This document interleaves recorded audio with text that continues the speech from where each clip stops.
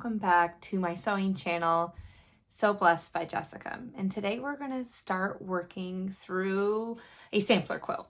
And these sampler quilt are just traditional blocks that you find. We're going to make Jacob's ladder, the monkey wrench, we're going to make a Dresden, there's 15 different blocks that I've pulled out that are traditional blocks, and I'm going to make a small version of them. So it's just gonna be like a sampler quilt that I'm going to hang behind me. I do like the more, I definitely have an eclectic palette when it comes to fabric. I like all different types of fabrics, from batiks to bright rainbowy colors, all the way down to the fabrics that I'm going to be using today, which are more traditional fabrics. So I have this green fabric right here. I have this tan, and we're going to be working with this brown. And this collection all comes from Pam Buddha's latest collection. And in today's tutorial, we're going to make Jacob's ladder. And in Jacob's ladder, all we need are two different types of strips. So we have these two strips that are 1.5 by 20 inches. And one is cream colored and one is a brown for contrast. And these will eventually make our 4-patch blocks. And then we have that same cream background with this beautiful green, and we're going to put them together and create half square triangles. And then we're going to put the block all together. You ready to come along with me? All right, let's go ahead and start sewing. So the first thing that we are going to do is we are going to take our cream colored blocks, flip them to the wrong side, and draw a vertical line from point to point.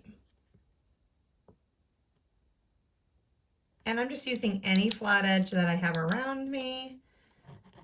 It just happens to be this Trim It Up ruler from Lori Holt. All right, so there's one.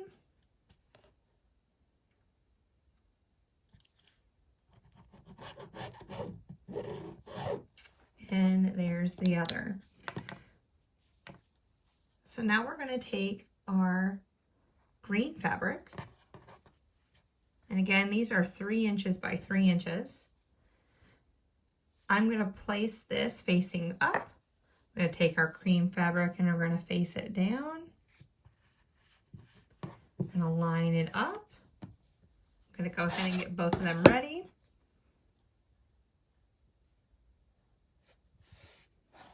And now we're going to stitch a 1/4 inch down both sides.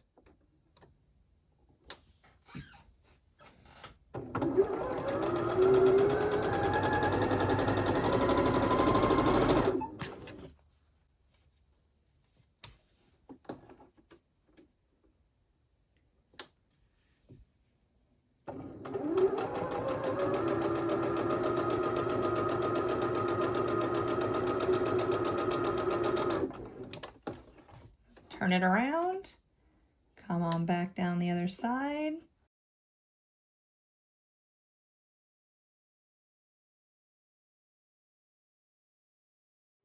I'm going to cut my thread, take it off, and as you can see, we have now sewn down each side about a 1/4 inch down that center line. I'm going to go ahead and cut it. So we're going to cut down this line and then trim up our half square triangles to be 2.5 inch blocks. And they're going to look like this once we trim them up to 2.5 inches. You can use a trimmer ruler. They're called Clearly Perfect Slotted Trimmers. And you can take your 2.5 inches. Here is your seam line, that dotted line. This gray was going to be your seam allowance. You're going to lay it on and then trim it. And you can also cut the dog ears by slicing up through the side. So I'm going to go ahead and do that with this one. Okay, as you can see, Dog ears are cut so that when I press it to the dark side, we now have a 2.5 inch square. You might not have a clearly perfect slotted trimmer. You might have a 6.5 by 6.5 inch trimmer. I'm gonna pop you out just a little bit further. So you might only have a 6.5 inch ruler. So what I'm going to do is I'm going to rotate this, and I need to be, and here's my 2.5 inch line marking right here where this arrow is. So I'm going to take, and the 2.5 inch marking is on this side too. This is a very loved ruler, but it will definitely do the job. I'm going to look at my seam allowance on this triangle, and I am going to match up those arrow points with the bottom of that stitch line.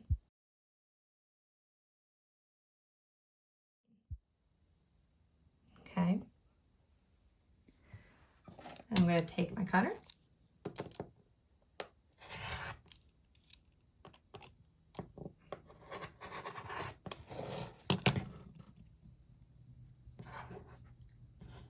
Throw away my trimmings. And it doesn't clip my dog ears, which I'm okay with. I can do that in a little bit. But again, after I press to the dark side, I have a beautiful half square triangle. So if you don't have a clearly perfect slotted trimmer, no worries. You can still do this. You can still trim them up to 2.5. Now, some people even want to go ahead, open it up, and they want to trim after they've opened up their triangle, which half square triangle, which is fine also. What you're going to need to do is take your 6-inch ruler, 6.5 inch ruler, and you're going to line up. This is your 45-degree, oops, put it in line. This is your 45-degree angle. I'm going to take my 45-degree angle, align it up with my seam line. Go ahead and cut 2 sides. Rotate it, get these trimmings off. Oh, didn't catch that thread. Rotate it 90 degrees. Line it back up. And this time I'm going to make sure that I am lining that side and that bottom edge with my 2.5 inch and that 45-degree angle. These just tend to move a little bit more. And I always cut from the side towards the corner. All right, take that away. And there is another way to get your 2.5 inch. All right, so now we're back. And we are going to take these 2 strips, a brown 1.5 by 20, and that same background that we use for our triangles, our half square triangles, 1.5 by 20. So I'm going to take and line them up, and I usually put the dark one on the bottom because I have a white machine and I can see it. And what I'm going to do is I'm going to sew a 1/4 inch down the side.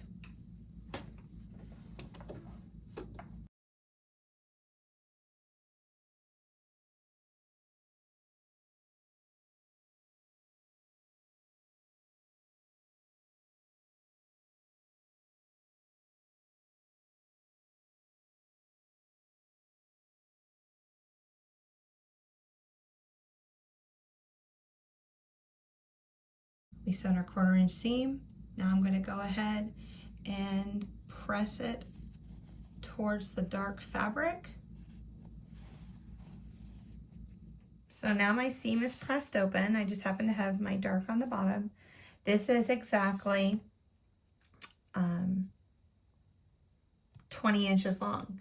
So I need to make 4 patches with this. So what I'm going to do is I'm going to cut this at the 10-inch mark, lining up this ruler, and I know it's harder to see, but once I'll get it all into view. But I'm going to take this line it up in the middle, and we're going to go ahead and cut it in half. Then we're going to flip this one over, line up the seams, so it's just like we're nesting. Nest, nest, nest. Okay, lock those seams together. And now we're going to cut them into 1.5-inch segments. So I'm going to start at the 4.5, because I know that 3 times 1.5 equals 4.5, because I don't really want to move my fabric very much. Okay. All right, so I have it lined up, 4.5. I have this bottom line signed up. This line is lined up with the middle. One cut. I'm going to slide it over to my 3. Make sure everything's lined up. Cut again. Go to my 1.5. Line it all up. Cut. Now, I'm going to start feeding these through my machine in a moment. I am just picking them up the way that they are. Do not open them. They are nested and ready to go. All right, so let me go ahead and move these out of the way. Come back over here. We only need 5, so I'm going to line this up on my 3-inch line, because we only need to cut 2 more. This is going to be waste. So in the scrap pile it goes. Sign this on over to 1.5. And there we go. We now have 5 4 patches just waiting to be sewn. All right, so I'm going to pick them up. Seams already nested. Lift up my presser foot. Make sure that I'm using a 1/4-inch seam. Here we go. We're going to chain piece these all the way down, and we are going to have your 4 patch. All right, now that we have them all pressed and ready to go, and since these blocks are small, I pressed open that last seam so there's not so much bulk back there. But let's go ahead and set it up. So this is going to be a 9 patch block. So it's going to be a 3x3 rows. So the first block orientation is to the dark in the upper left-hand corner, followed by a half square triangle. Yep, half square triangle, followed by another 4 patch with the dark in the upper left-hand corner, followed by another half square triangle, another 4 patch, half square triangle, but with the green facing in, a 4 patch, another half square triangle with the green facing in, and then a 4 patch.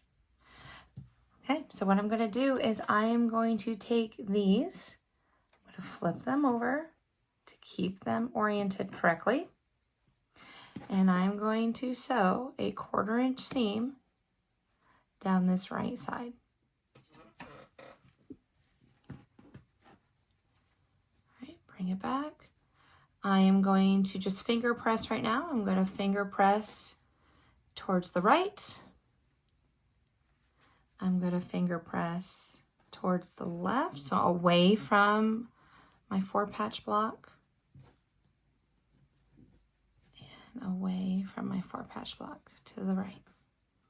Okay.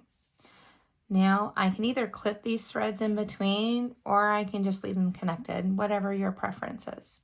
So I'm going to take my third row, I'm going to flip it over, I'm going to do the same thing, and I'm going to sew a 1/4 inch down. All right, so when I come back, I am now going to press away from, finger press away from my 4 patches. All right, we are almost there. 2 more seams left to go. So now when I flip this over, because I finger pressed, I have this bottom seam is going towards the left, this top seam is going to the right. So I'm going to nest those. And that'll give me a nice, clean, crisp corner. All right, so we're back. Let's open this baby up and see what we got. All right, it's looking good. This one, it's like a stitch away. Am I gonna worry about it? No. I'm okay with it. Wow, that's beautiful. Let's go ahead and press it out. All right, and there we have it. So unfinished, this block, also called Jacob's Ladder, Underground Railroad, and there's other names to it also, depending on how you flip these blocks. But there's a lot of history to these old traditional quilt blocks, which I really enjoyed researching, and I will try to put as much description in the box below so that you can learn a little bit about its history too. But unfinished, this block is at 6.5 inches square. So as I place it in the sampler quilt that I am making, I'm going to put a frame around it, and it's going to end up being a 6-inch block. All right, I hope you've enjoyed watching this video. You learned something, and leave a comment below. Like and subscribe to this video. And if you have any comments, please leave them in the box below, and I will try to answer them as quickly as I can. All right, have a wonderful rest of your day, and be blessed. Bye.